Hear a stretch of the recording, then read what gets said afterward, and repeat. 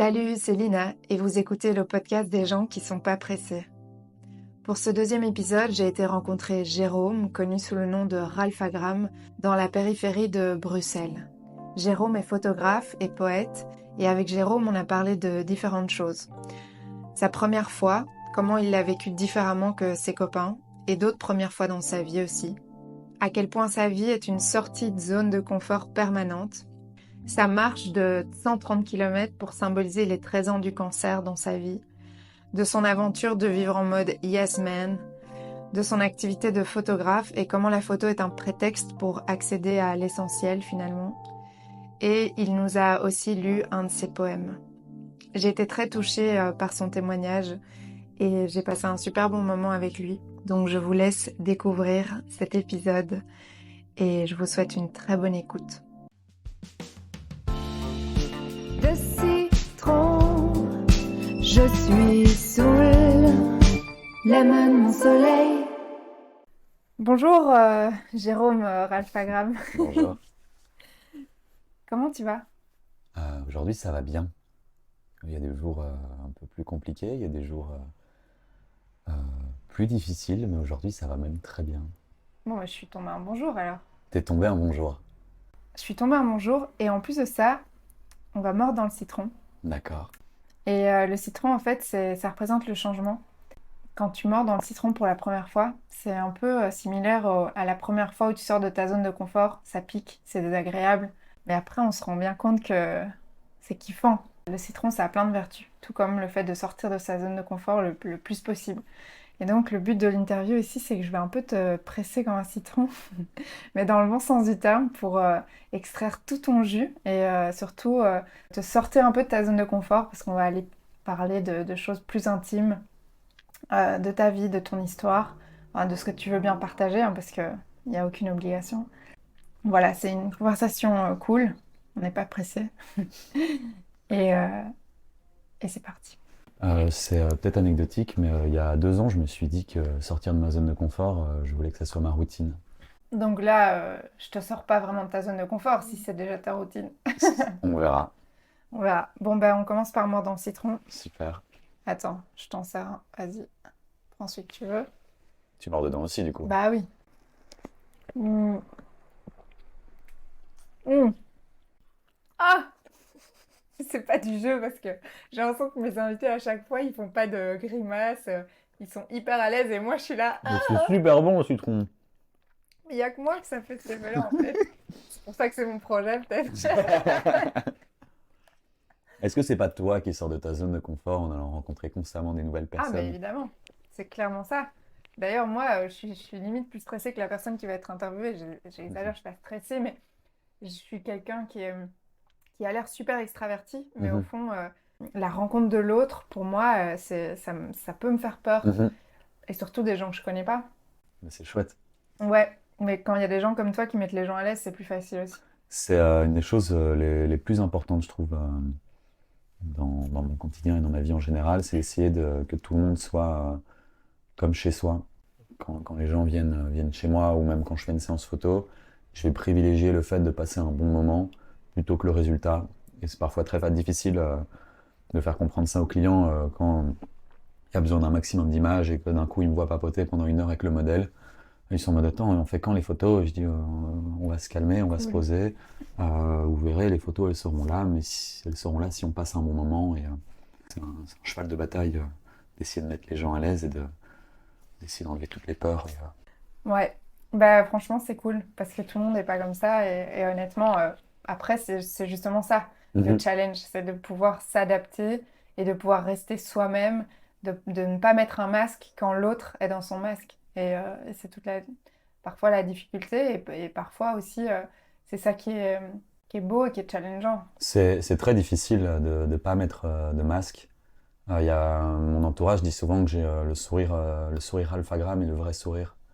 Ça veut dire- Le sourire Jérôme et le sourire Voilà, c'est que Alphagramme. finalement Jérôme, on parlait d'extraverti, etc. Moi je suis quelqu'un de finalement fondamentalement introverti.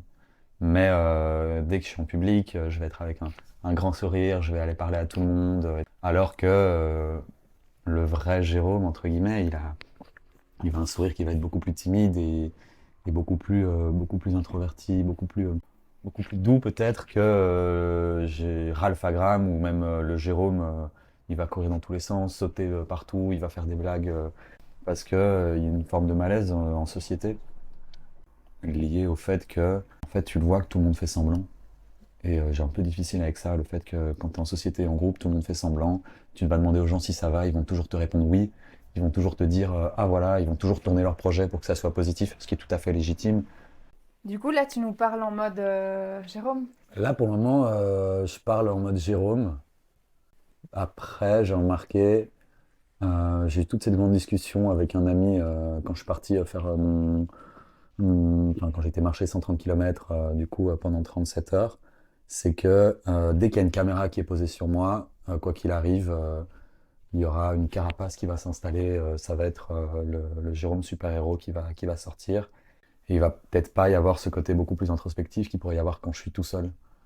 Enfin, si, il y a ce côté introspectif, mais il y aura toujours ce côté où je vais te dire je vais te parler des pires moments de ma vie, et juste après, je vais te faire une blague, un grand sourire, et je vais essayer de pas laisser ça Tu sur. vas pas chialer, quoi. Voilà, c'est pas forcément négatif.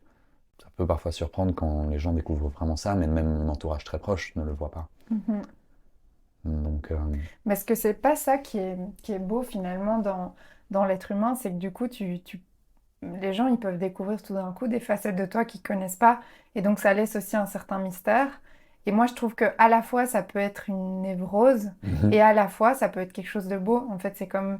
Et le tout, c'est j'ai l'impression de ne pas rester enfermé dans son masque. Mais si toi, tu peux switcher de l'un à l'autre, finalement, c'est ça, c'est aussi une danse avec soi-même et avec toutes les personnalités qu'on a à l'intérieur de nous, tu vois. Moi j'adore ça, c'est le fait que j'ai appris à passer de l'explication du pire moment de ma vie et de partager ces moments où j'ai souffert dans des hôpitaux, à me retrouver seul, à remettre constamment ma vie en question, ou même parfois même des choses très courtes en disant il y a 2 jours j'étais au bout de ma vie et je remettais en question toute ma vie, à les moments les plus heureux de ma vie, et je peux passer du rire aux pleurs et un peu ce côté clown triste parfois. Et il n'y a aucune difficulté à passer de l'un à l'autre, mais ce qui peut être très déstabilisant pour la personne qui est en face de soi, enfin, de voir quelqu'un qui est là en se disant waouh, attends, qu'est-ce qu'il fait? Est-ce qu'il est en train de. Est-ce que je peux te parler aussi du pire moment de ma vie en faisant des blagues? Mhm. Et les gens se disent mais il fait pas semblant et tout, machin.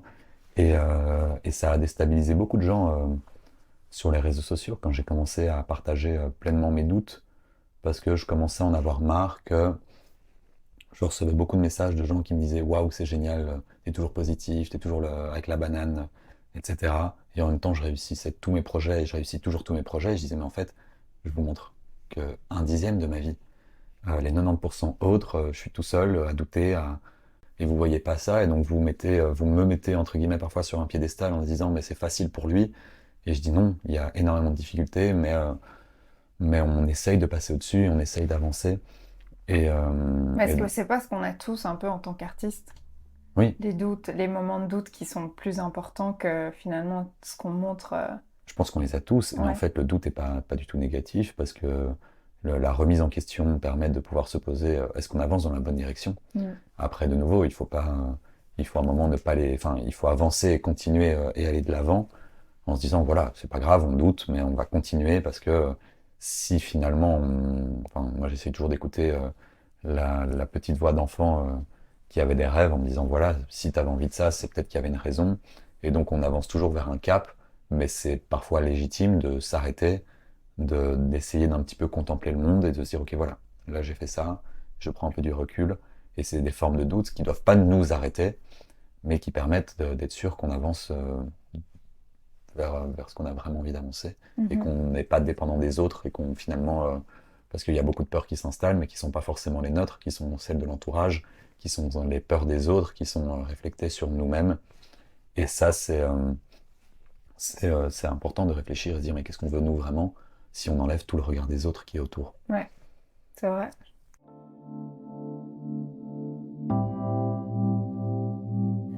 Mais je me rends compte que j'ai foiré la première question de mon interview qui On est... peut recommencer. Non, on va pas recommencer. On Donc, va la faire maintenant. on va la faire maintenant. Oh, ça va switcher comme C'est ça. ça. Ben, en fait, la première question de l'interview, c'est celle que je pose toujours, c'était comment ta première fois? Ma première fois, chaotique. Ah, on parle de quelle première fois? Et c'est ça, Ah, c'est à toi de décider. Parce que justement, ça peut être la première fois comme celle qu'on qu'on imagine. imagine, mais il y a plein de premières fois dans la vie. Donc, à toi de voir ce que tu as envie de me raconter par rapport à ta première fois. Évidemment, si Euh, on parle de cul, c'est toujours plus intéressant. évidemment, évidemment. Oh, c'est intéressant parce que je vis de première fois. Je suis un passionné de ces émotions qu'on peut vivre quand on vit une première fois. Et il y a des milliers de premières fois que je peux raconter. Et la première fois, j'ai pris l'avion seul. Fantastique. La première fois. On va parler de celle-là parce que finalement, j'avais 19 ans, 18 ans. Tu connais pas Avec, la date? c'était en novembre 2000. J'avais 18 ans. On venait de rentrer dans l'automne. J'étais en cinquième secondaire, donc j'ai quand même pas mal doublé. Et, euh, et j'avais très difficile mon rapport au corps. Mon corps a énormément changé toute mon adolescence, et donc j'avais très difficile à m'ouvrir aux autres, à m'ouvrir à l'autre et à finalement faire tomber cette forme d'intimité qu'on peut avoir. Et en discutant avec des copains qui avaient déjà eu 1000 expériences, etc., ils me disaient, mais tu sais, saute le pas, quoi. Saute le pas, tu verras. Et j'ai rencontré une fille où le feeling est super fort passé dans mon école. Et de fil en aiguille, en fait, on a papoté pendant des heures. En fait, on papotait pas. On se croisait dans les couloirs et à chaque fois, on se taquinait, on se foutait un peu de l'autre personne, etc. Elle était une année au-dessus. Et finalement, on s'est baladé au Marolles. Ça s'est pas passé au Marolles. Et de fil en aiguille, 2 semaines après, il s'est passé la première fois, qui a été finalement, c'était notre première fois tous les deux. C'est beau ça. Ouais. Et donc il y a un mélange entre le stress, entre finalement cette première fois, qu'est-ce qui va se passer, des corps nus, etc. On sait pas trop. Il faut qu'on se protège et donc on est hyper stressé par rapport à ça. Et donc il y a ces souvenirs où je me vois encore paniquer avec ce préservatif, à pas réussir à Paniqué. l'ouvrir, paniquer. Finalement, ça a été. Et je suis même pas sûr finalement que la première fois s'est vraiment passé ce jour-là parce que tout le monde était vraiment stressé. Ouais. Et donc il y a ça. Et donc en fait, il y a aussi une désillusion derrière cette première fois où ça se passe. Et puis tu te dis, en fait, c'était ça. Genre, j'ai attendu longtemps parce que finalement, 18 ans, ça reste un âge.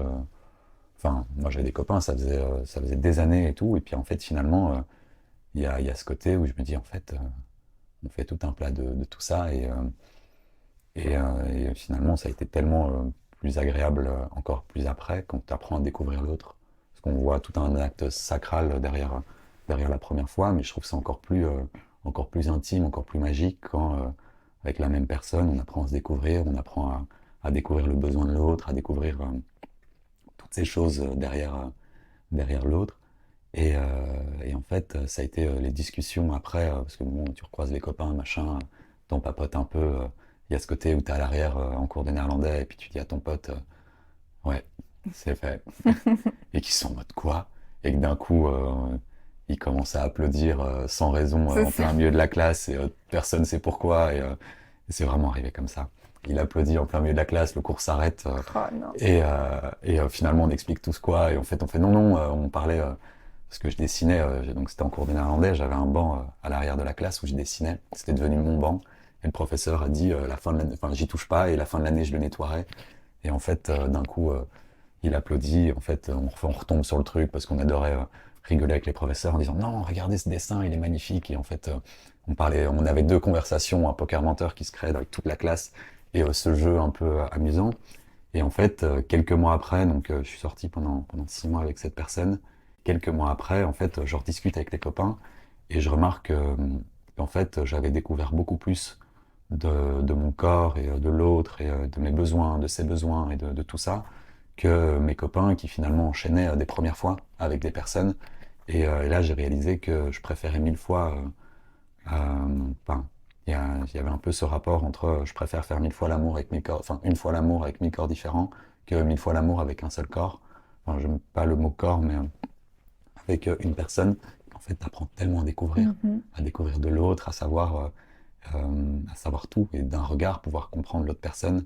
Je trouve que c'est une alchimie qui est tellement beaucoup plus intense que juste un rapport La consommation de animal, corps. voilà, qui est Ouais, très chouette aussi de temps en temps, mais ouais, qui est complètement différente et c'est qui est. ça. Enfin, j'adore ces premières fois où, comme la première fois que tu vas à la mer avec quelqu'un et que tu connais pas la personne et que sur un coup de tête tu pars à la mer voir le coucher de soleil, c'est tout aussi intense, c'est tout aussi magique.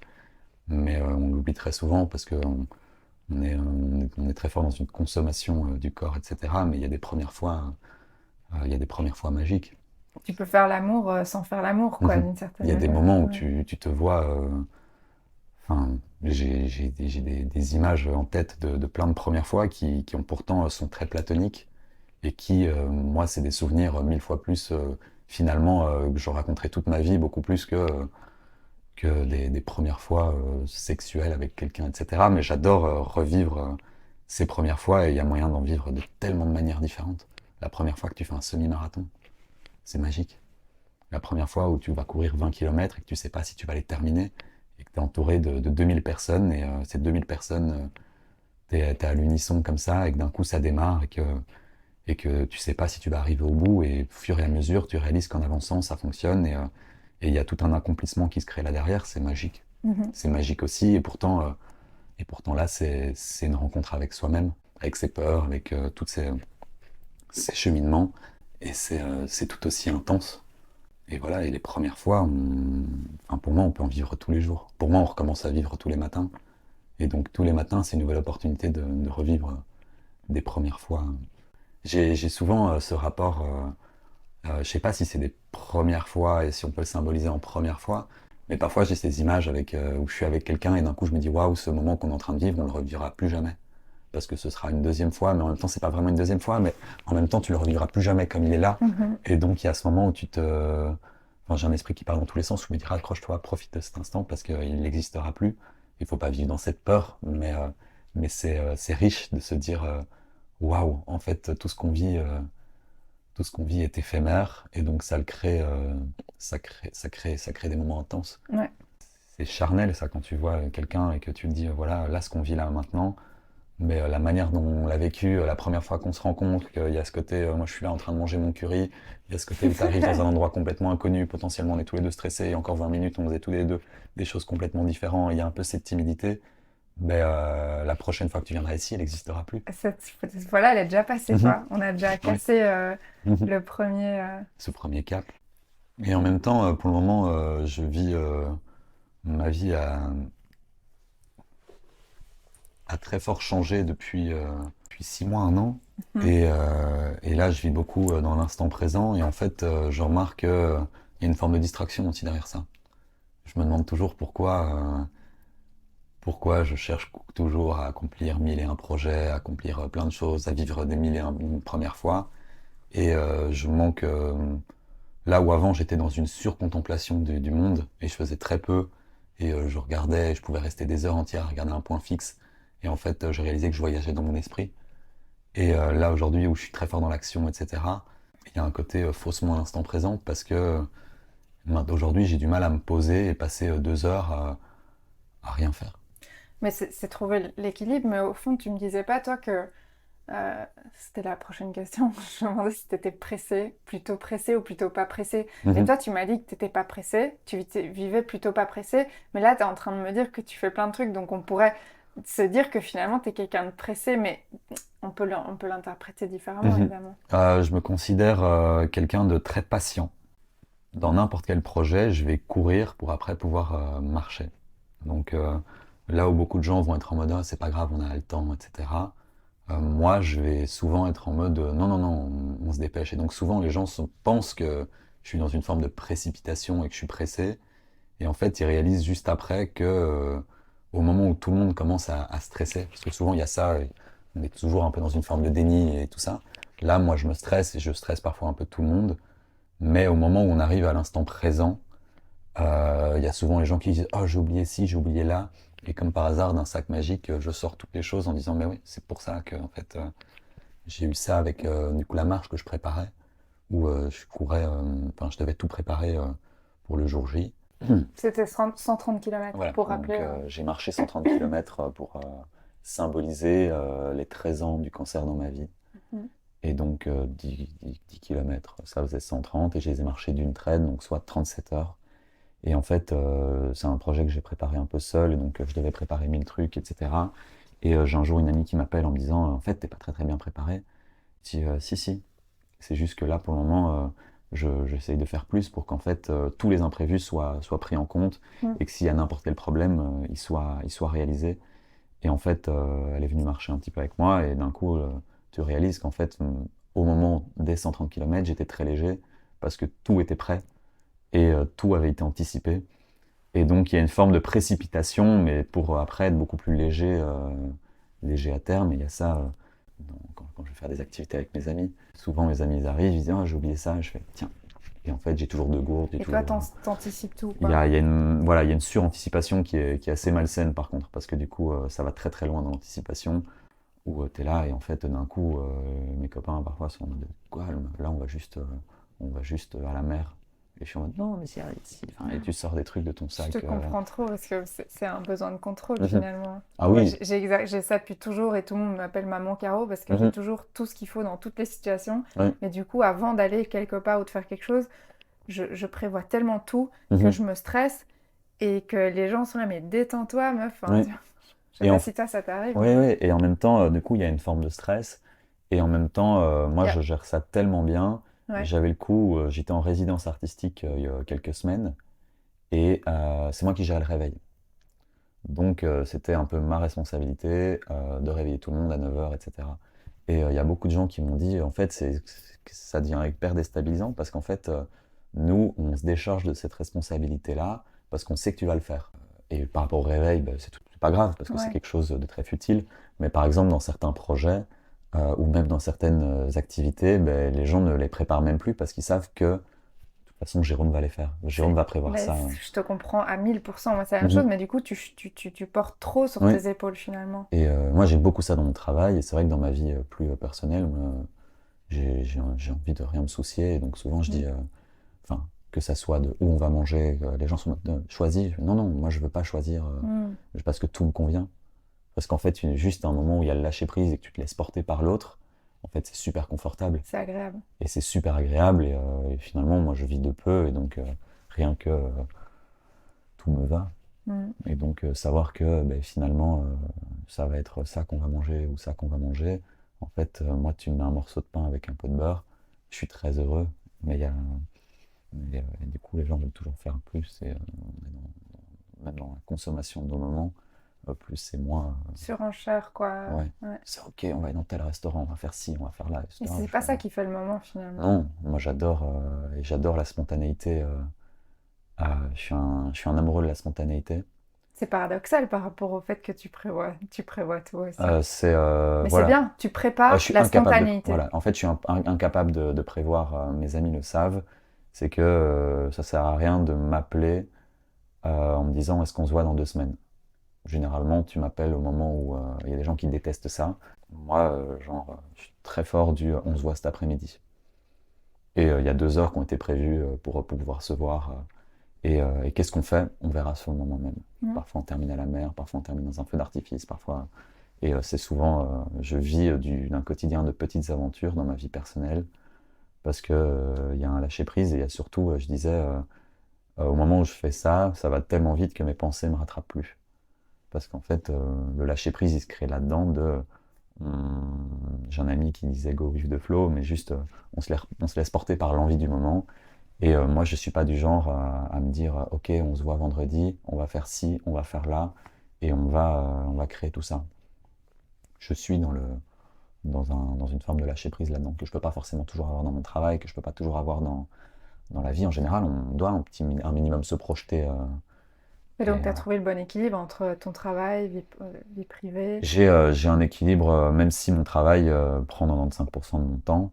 Et donc, il faut pouvoir parfois accepter ça pour l'entourage, où ben, le travail c'est constamment. Tu peux me retrouver à l'arrière d'une voiture, on part boire un verre quelque part ou on part promener et me retrouver à écrire parce qu'il y a des idées qui sortent et me retrouver à noter telle ou telle chose ou d'un coup à me dire les gars il faut absolument faire ça parce qu'il y a ça, ça, ça, ça. C'est dans des précédentes relations, on symbolisait souvent mon travail comme ma maîtresse parce que le travail d'un coup, si j'avais besoin, ça m'arrive, on est dans des moments d'oisiveté et je me retrouve à d'un coup dire je suis désolé, faut que j'aille faire ça parce que il faut que j'arrive à me le sortir de ma tête et je sors mon ordinateur au milieu de nulle part et j'ai besoin pendant 5 minutes de, de travailler juste pour me rassurer et pour pouvoir tempérer mes angoisses et mon anxiété par rapport à tout ça. Mhm. Et bah justement, j'hésite pour la prochaine question. Ou- Parce que ouais, je pense qu'on va rentrer dans le sujet un peu plus profond de ta vie finalement. Quel a été le gros pépin de ta vie? Je crois que Waouh! je connais la réponse, mais enfin, peut-être pas en fait. Celui qui a été le plus difficile à surmonter, mais qui finalement a débouché à une grande transformation. C'est très très relatif. Mais je le cache pas et j'ai vécu des épreuves très très difficiles dans ma vie. Mais dans les faits, c'est pas ces épreuves-là qui ont été vraiment difficiles. Donc j'ai eu un cancer à 13 ans, un stade 4, un lymphome de Hodgkin en stade 4. Donc c'est un des stades les plus avancés de la maladie. J'ai fait une rechute à 17 ans, en stade 2, donc de nouveau énormément de traitements, etc. Mais, euh, mais je pense que l'épreuve la plus difficile, je la vis maintenant, c'est la prise de conscience de toutes les épreuves que j'ai vécues. Où là, finalement, c'est peut-être le plus gros pépin, si on peut le dire. C'est pas les faits que j'ai vécus, parce que sur le moment même, ça allait très bien. C'est la prise de conscience de ce que j'ai vécu et la prise de conscience de tout ce que, en fait, physiquement, tout va très bien aujourd'hui. Et en fait, mentalement, il y a tous les stress post-traumatiques, toutes les angoisses, toutes les remises en question qui s'installent, qui sont finalement beaucoup plus difficiles à gérer. C'est un peu le retour de vague Mhm. qu'on voit quand il y a un tsunami. C'est que tu as la première vague qui est tombée, qui était très difficile et qui a un peu tout écrasé, mais il y a surtout la deuxième vague ou le tremblement de terre qui arrive après, Mm. qui est encore plus difficile à gérer. Et je pense que c'est ça le plus gros pépin de ma vie, c'est cette prise de conscience de ce qui a été vécu, de ce qui a été subi toute mon adolescence, parce que donc, moi j'ai grandi dans des hôpitaux, euh, et j'ai grandi en faisant des allers-retours à l'hôpital, en perdant des camarades de chambre. Faut savoir que, sans rentrer dans les détails, de 2014 à 2020, chaque année, je perdais quelqu'un de mon âge. Et donc, chaque année, j'ai des amis entre 8 et 20 ans qui décédaient, que ça soit des camarades de chambre, que ça soit des copains d'école, etc., de plein de raisons différentes, mais qui à chaque fois faisaient un effet miroir aussi sur ma propre vie et sur le fait que moi j'étais vivant.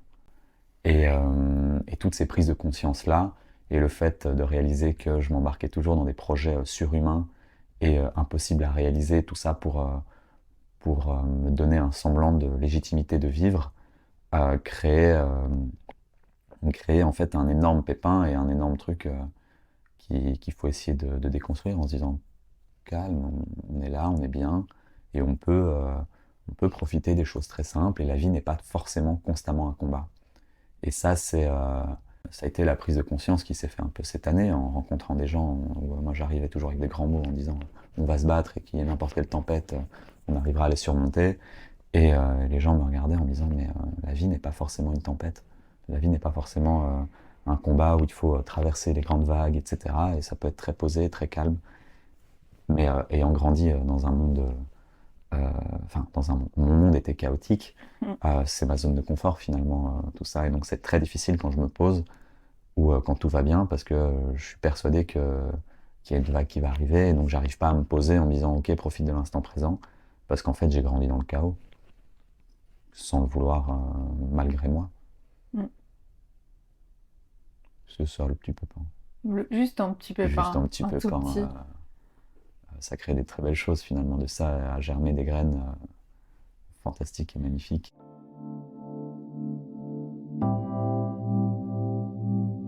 Tu veux nous raconter une anecdote justement Une anecdote. En fait, je sais que tu as plein d'anecdotes. Il y en a beaucoup. Et du coup, je me dis, quelle est l'anecdote qui maintenant, là, te vient, que tu dis, ah, je la raconte parce que elle est magnifique, parce qu'elle est drôle, parce qu'elle est... Enfin, voilà. Il y a beaucoup d'anecdotes à raconter. Et Une seule, hein. Une Sinon on est seule. là jusqu'à demain. Je suis sûr. Enfin non, mais Et, on j'aimerais est bien là. que tu me les Oui, racontes mais à toutes. midi, il faut aller manger chez mamie. C'est ça. Je crois que c'est pas forcément une anecdote très très drôle, mais aujourd'hui, elle a beaucoup de sens. Donc, j'ai eu mon premier cancer en 2010 et en 2019, je croise le même médecin qui me dit Jérôme, aujourd'hui tu es guéri. Aujourd'hui tu es totalement guéri. Aujourd'hui on peut dire que tu es un survivant du cancer. Et je l'ai regardé, je dis bah c'était rien, c'était une petite balade de routine. Et là elle m'a regardé, elle m'a dit non Jérôme, tu as survécu à un cancer, c'est potentiellement une des plus grosses épreuves de ta vie. Ce jour-là, je suis sorti de l'hôpital et en fait, sans comprendre pourquoi, je me suis effondré. J'avais jamais pleuré de toute ma maladie, sauf la première fois quand on me l'a annoncé. T'avais pas pleuré de toute ton Euh, adolescence? Quasi jamais. J'ai toujours été... si, ça m'est arrivé, mais c'est des crises d'angoisse devant les autres, j'avais jamais pleuré. J'ai toujours eu le grand sourire, j'étais le clown de service, etc. Et j'ai pleuré le soir où on m'a annoncé ma maladie et mon cancer, j'avais 13 ans. J'ai pleuré 10 minutes dans mon lit, je suis redescendu, j'étais voir ma famille et j'ai dit on n'en fera qu'une bouchée, et de toute façon tout va bien aller, c'est qu'un jeu. Et j'ai pleuré le jour bon, j'ai pleuré quand il y a eu la rechute, mais ça c'est accessoire. Et j'ai pleuré le jour où on m'a dit Jérôme, T'es guéri. tu es guéri. Sans comprendre pourquoi, et je disais, parce qu'en fait je pleurais, j'étais triste. J'étais pas heureux, j'étais triste. Ah ouais? J'étais presque nostalgique de tout ce de tout ce que je vivais et je n'arrivais pas à comprendre pourquoi je pleurais de tristesse, de nostalgie, parce qu'on me disait, Jérôme, en fait, maintenant, ben, tu viendras nous dire bonjour. Tu viendras plus pour des traitements, tu viendras plus Mm. pour... Et je devenais presque nostalgique de ce moment-là. Et tu devais faire le deuil de cette part Et de je devais, toi, finalement. voilà. Et en fait, tu vois, tu arrives à l'hôpital, il y a deux types de profils. Il y a les profils qui ne veulent plus en entendre parler, et il y a les profils où c'est devenu, moi, c'était ma zone de confort, l'hôpital. C'est ça. Et je voler de mes propres ailes. Et je me suis effondré vraiment à la sortie d'hôpital en disant, ok, là maintenant, tout va bien. Et en fait, je prenais conscience que tout n'allait pas forcément bien non plus. Mais c'est comme si ton identité, Mhm. enfin voilà, c'était devenu ton identité. Oui, Et maintenant, t'étais là, mais je suis qui maintenant? il y Maintenant que j'ai plus de a... cancer? oui, et il y avait un combat, il y avait un challenge, Ouais. il y avait un jeu, il y avait un objectif à atteindre, et cet objectif était atteint. Et j'étais en mode, ok, qu'est-ce qui se passe maintenant? C'est quoi l'après?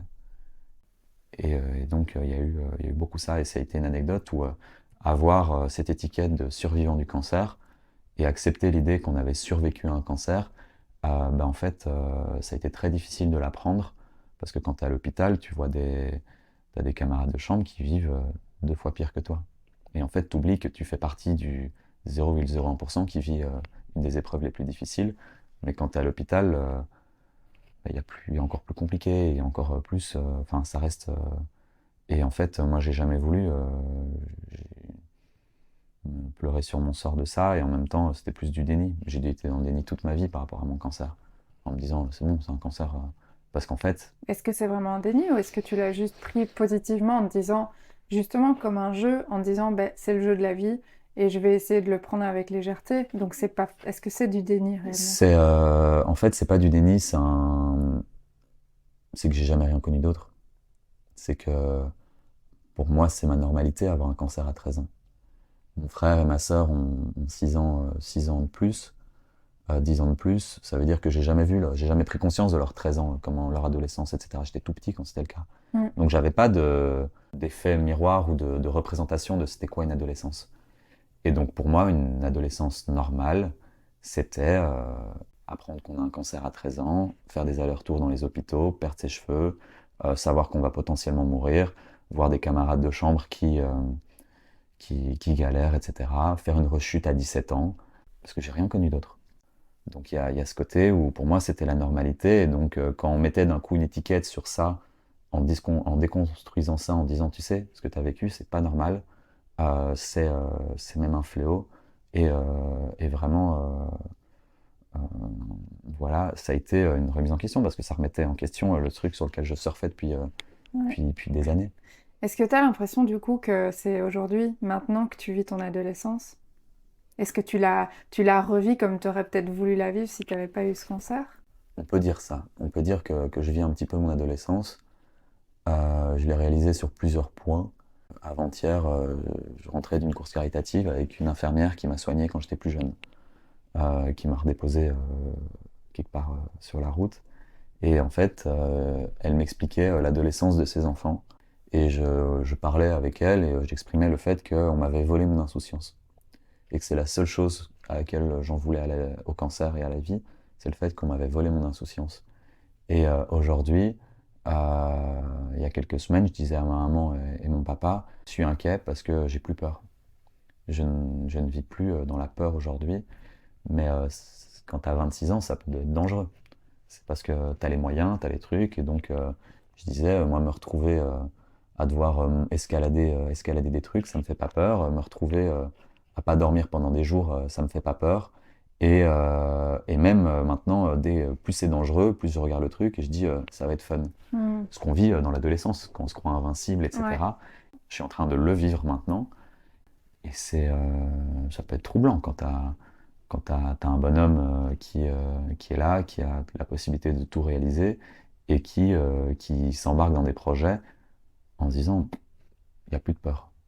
S'il faut, faut savoir que donc, les 130 km que j'ai marché par exemple, j'ai prévu ça un mois avant de les marcher. Et j'arrive et je dis aux gens voilà, moi si je dois perdre un genou, je perdrai un genou, mais on le fera. Et la même chose avec n'importe quoi, où genre maintenant je suis. Il y a pas de limite. Il n'y a plus de limite. Et tu trouves que c'est un inconvénient? Moi, Pour ma santé, ça peut l'être. pour ta santé, ouais. Pour ma santé, pendant quelques mois, quand je suis parti à vélo, j'ai tout claqué. Et je suis parti sur un vélo. Donc pendant 30, 40 jours, Hmm. j'ai dormi dans une trentaine de foyers différents et je voyageais, etc. Et depuis ça, je me suis dit, viens, vis en Yes Man, tu verras dans quoi ça t'embarque.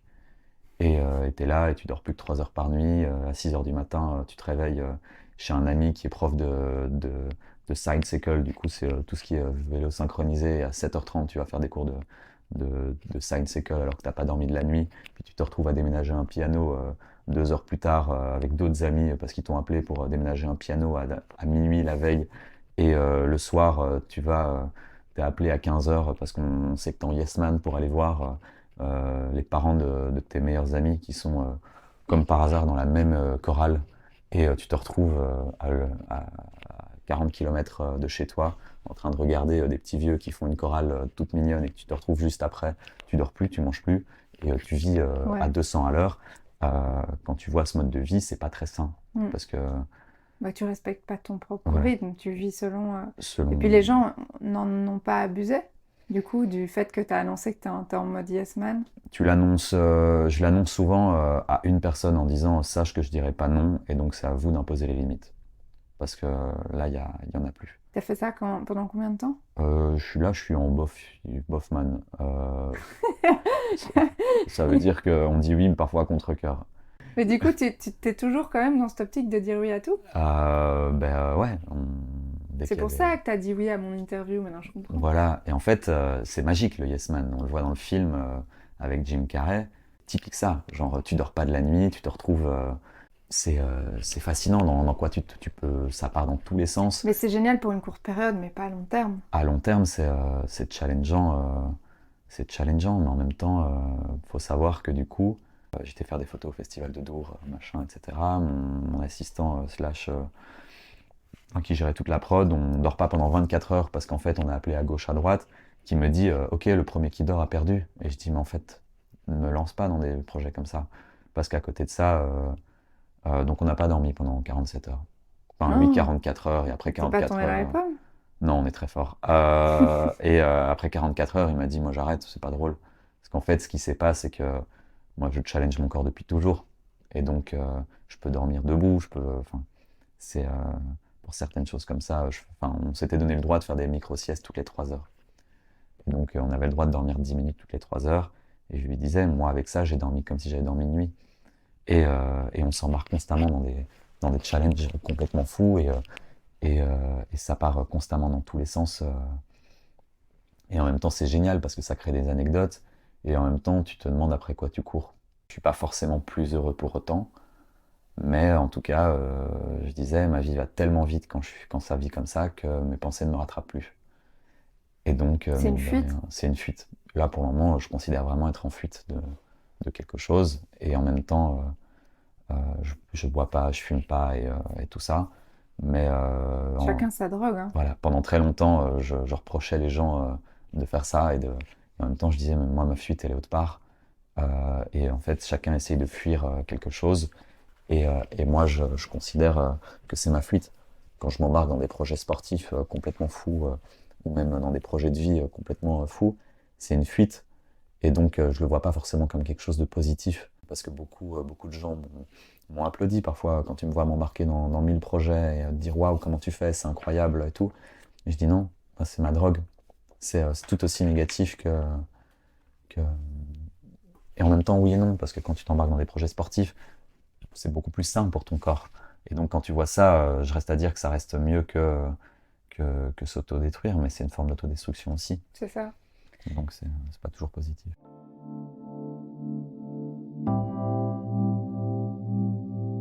Pour en revenir sur ton cancer, il y a une question parce que j'aime bien toujours aller voir la cause et est-ce que j'imagine que tu as dû investiguer là-dessus ou pas, Mhm. mais tu vas me le dire, enfin si tu veux bien, Ouais.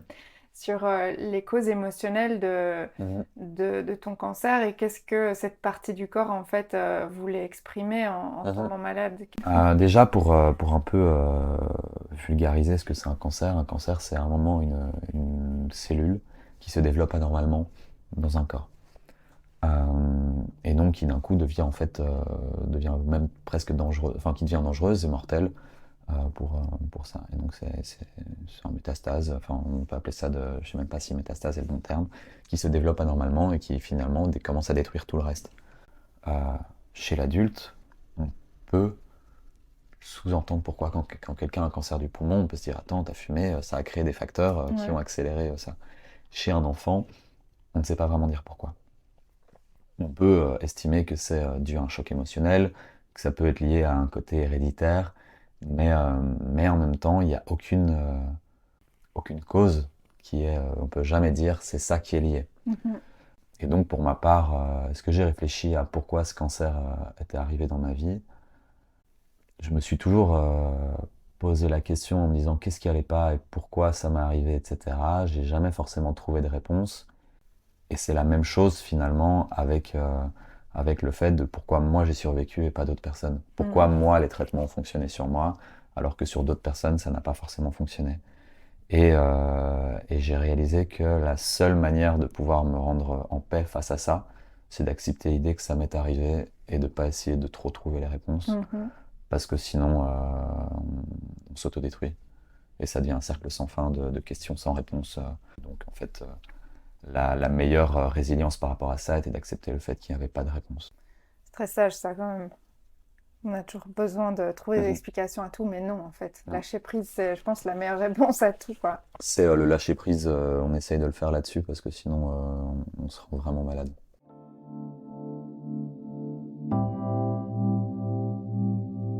On va faire un petit quiz, ça te dit? Super. Est-ce que tu penses que c'est l'IA ou la technologie ou les écolos hippies qui vont sauver le monde? On va être très nihiliste, hein. Le monde, enfin l'humain en tout cas sur Terre, enfin ouh là là, le monde se porterait beaucoup mieux sans tout ça, Sans les écolos et sans les humains. sans- T'es plutôt citron vert ou citron jaune? Citron, oh là là, c'est compliqué. C'est super dur. Euh, Me dis pas que pamplemousse, t'es team orange. je suis team pamplemousse. Bon, je vais m'en aller. Alcool ou limonade? Limonade, Ville ou campagne? campagne, T'es plutôt air ou terre? Feu ou eau? Feu. Présent ou futur? Passé. Spirituel ou rationnel? Rationnel. Idéaliste ou réaliste? Fataliste. Comédie ou drame? Comédie. Rire ou pleurer? Pleurer. Féministe ou écolo? J'allais dire misogyne, mais l'humour. Ça pourrait être ma... Ça pourrait être. Pas susceptible, mais bon. Team misogyne ou féministe? Waouh! Féministe ou écolo?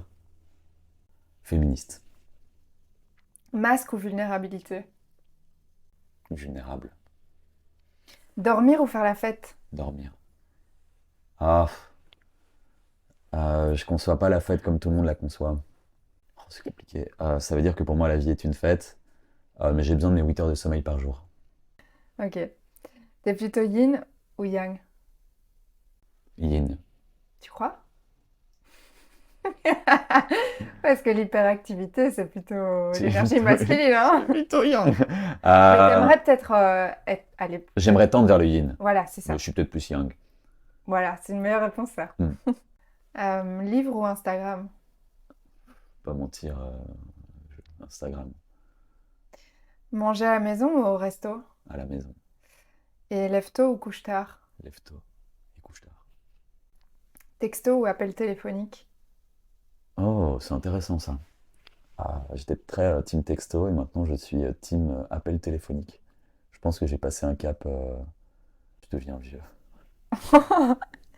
Texto écrit, du coup, ou note vocale? Écrit. Oh, les podcasts par vocal, horrible. Euh, Non, alors oui, non, les notes vocales concises. À savoir que si on m'envoie un vocal ouais. et qu'on m'envoie, je vais écouter le début et la fin. Parce que j'ai compris qu'au milieu, il y avait rien d'intéressant. Ça dépend la longueur. Oui, mais quand on voit 25 qui arrivent, là, et que tu vois les Ah 5, ouais, non. j'écoute le premier et le dernier. Ah ouais, donc je t'enverrai jamais de note vocale, je t'appellerai, quoi. Voilà.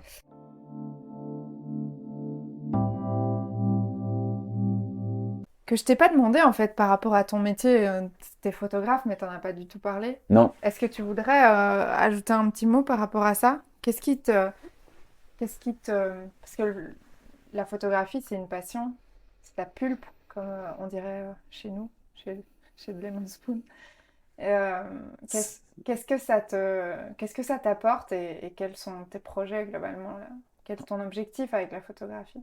en fait, c'est très amusant parce que j'ai été voir une conférence de Sebastião Salgado récemment, qui est un grand photographe du XXe siècle, contemporain, parce qu'il est toujours vivant, qui en toute une conférence où il n'a pas parlé de photo.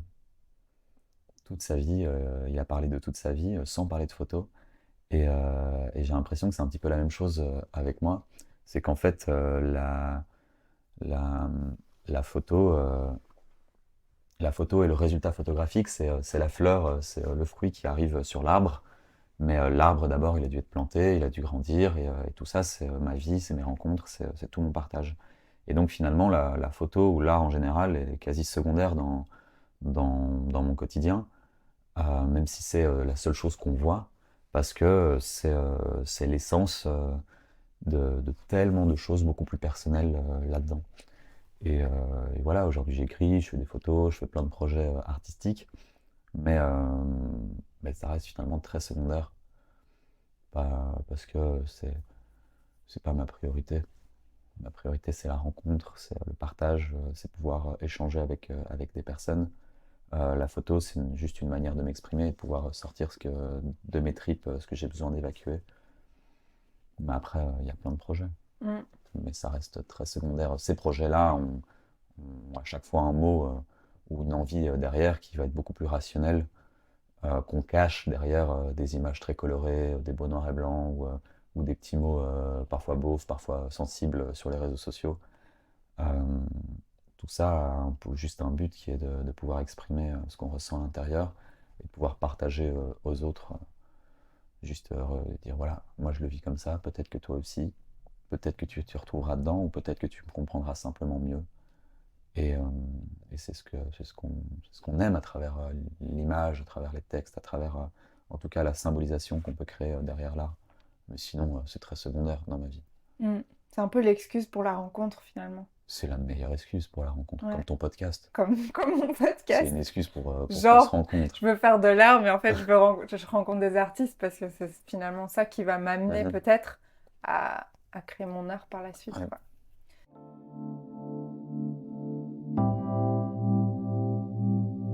Est-ce que tu voudrais ajouter un petit zeste pour ceux qui nous écoutent?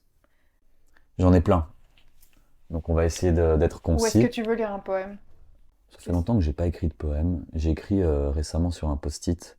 C'était une forme de résilience au moment où j'ai envie de tout lâcher, de tout abandonner. Je me rappelle juste que j'ai pas envie de devenir cette photo sur un frigo.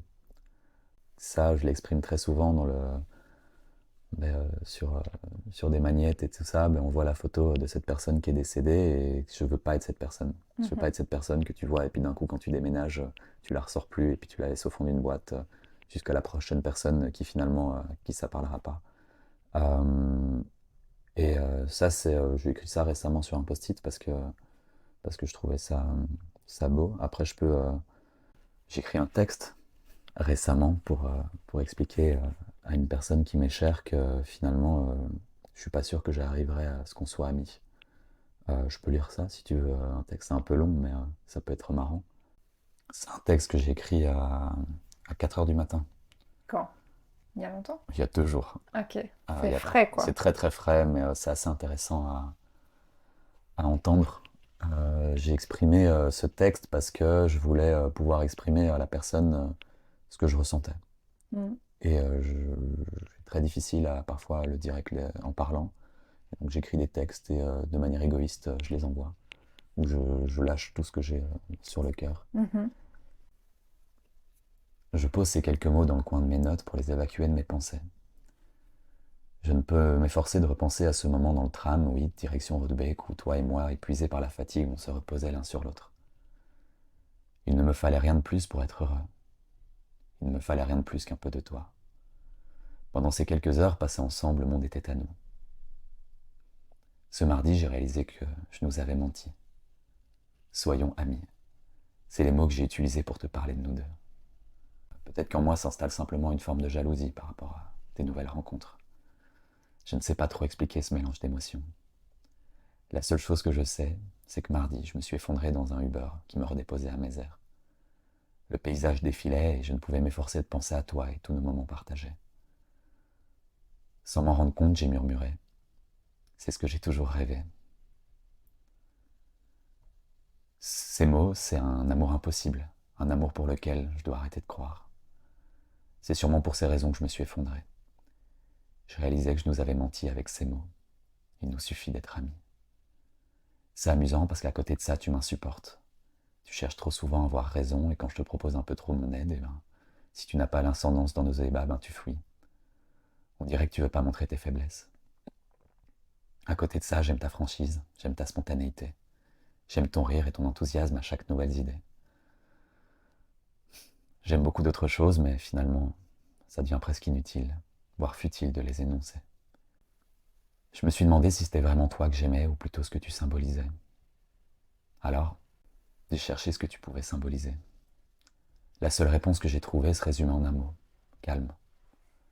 À tes côtés, mes pensées se tempèrent et le soleil ressurgit.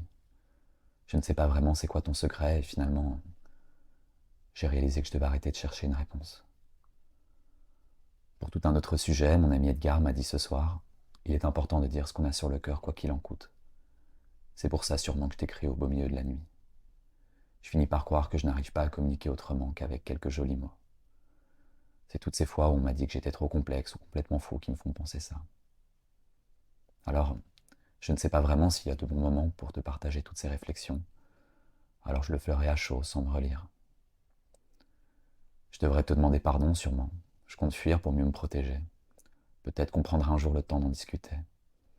J'en suis même pas sûr de tout ça. Il est tard et comme toujours je divague en devenir fêlé.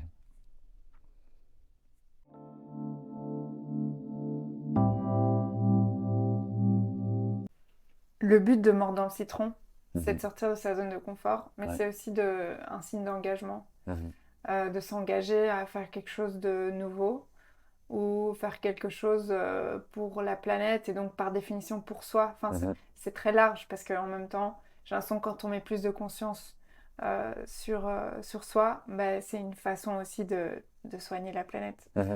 Et donc je voulais savoir à quoi est-ce que tu t'engages en mordant le citron, et puis on en parle dans quelques mois du coup.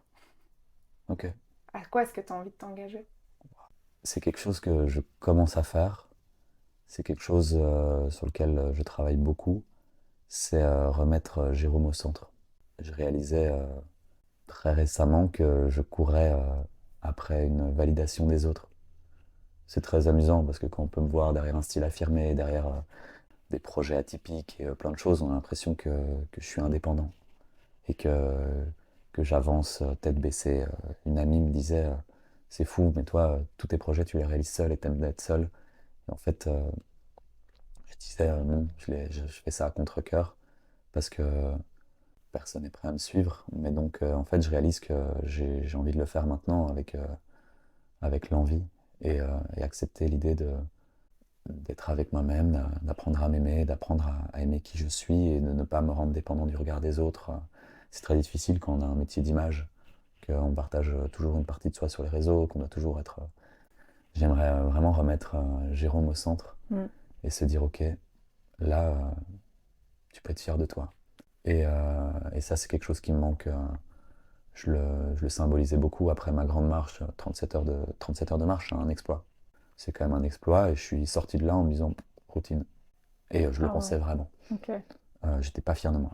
J'étais en mode si ça j'ai réussi, c'est que je dois faire plus. Et j'aimerais un minimum me suffire à moi-même. C'est ça.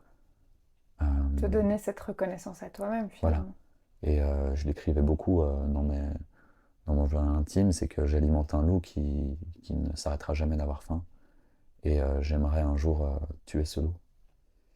Pour finalement... mais bon, est-ce que... Retrouver le petit Gégé. Voilà, retrouver... et en même temps, je le retrouve tous les jours, mais j'aimerais... j'ai une peur, en fait, que si je fais ça, je perde le sens à la vie, parce que j'ai l'impression que c'est la réponse d'une vie. Et que je me dis, à quoi bon, finalement, si maintenant on réalise qu'on n'a plus besoin de faire 1001 projets pour être heureux. C'est un texte que j'ai écrit quelque part, comme ça on en a en plus. J'écrivais atteindre mon objectif est secondaire, c'est l'espoir qui me donne satisfaction. Je cours en suivant cette étoile polaire sans vraiment y trouver de bonnes raisons. Et donc je réalisais que finalement je réalisais toujours 1000 projets. Et je réalisais que oui, j'étais en fait atteindre mes objectifs, j'aime pas ça. Parce qu'en fait, dès que je l'atteins, après je m'ennuie. C'est génial d'échouer et de rater, parce que ça veut dire qu'il y a encore tellement de choses à apprendre. Mais au moment où tu réalises que tout est possible, que rien n'est impossible, tu te dis à quoi bon? Ouais. Et donc on est en train d'essayer de chercher ses limites, et on va essayer de se dire qu'en fait c'est pas si grave que ça. Il y a quelque chose de très sensuel à devoir manger dans ce truc. Donc voilà. Merci Jérôme. Avec plaisir. On se tient au jus. On se tient au jus. Salut. À la prochaine. À bientôt. Jérôme avait nominé un artiste à venir mordre dans le citron, mais il n'a pas répondu à l'appel. Ce sont des choses qui arrivent parce qu'il y a des gens qui ne sont pas prêts à sortir de leur zone de confort et se livrer comme ça, et c'est tout à fait ok. Néanmoins, la prochaine artiste avec qui j'ai papoté est assez impressionnante pour son jeune âge. Je vous laisse la surprise. Vous pouvez suivre Jérôme sur ses réseaux. Sur Instagram, c'est ralphagram et son site internet, c'est ralphagram.com. On se tient au jus pour le prochain épisode. De citron, je suis saoul. Lemon soleil, lemon power, lemon soul, lemon spoon, lemon soleil.